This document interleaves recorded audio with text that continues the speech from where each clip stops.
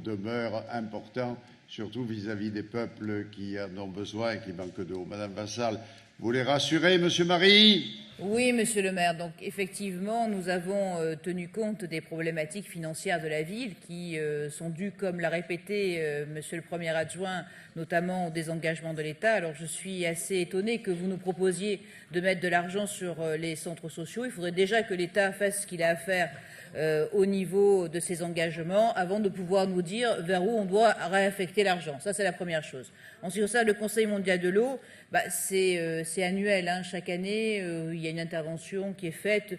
Tout à l'heure, il y a aussi un petit clin d'œil qui a été fait par rapport au Conseil mondial de l'eau qui, au niveau de l'utilité, eh bien, pour nous, est fondamental parce qu'il y a toujours beaucoup de gens qui meurent, et beaucoup d'enfants notamment, qui meurent parce qu'il n'y a pas d'eau ou parce qu'il y a des problèmes d'assainissement. Donc là-dessus, nous continuerons à soutenir le Conseil mondial de l'eau qui mène une action remarquable au travers du monde entier. Alors nous avons effectivement conscience des problématiques financières. Vous avez commencé à l'expliquer, Monsieur le maire. Nous avons fait déjà une économie au niveau des salaires.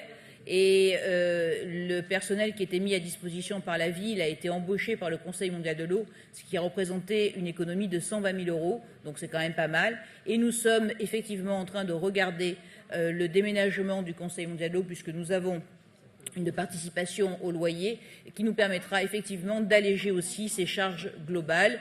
Donc il était logique de maintenir le montant actuel de la subvention puisque nous allons pouvoir diminuer le reste à côté. Donc là-dessus, nous sommes très à cheval sur non seulement les résultats, et il n'est pas question d'aller à l'encontre du fonctionnement du Conseil mondial de l'eau, mais aussi des finances de la ville. Mais en tout cas, Monsieur Marie, avant de donner des leçons, demandez à vos amis socialistes, eux, de nous donner l'argent qu'on doit. Et notamment, je me rappelle de quelques milliards qui avaient été promis par votre candidat tête de liste et par Monsieur Hérault lorsqu'il était venu. Alors avant de donner ces leçons-là, demandez au l'ancien Premier ministre et au gouvernement d'apporter cet argent-là. Merci.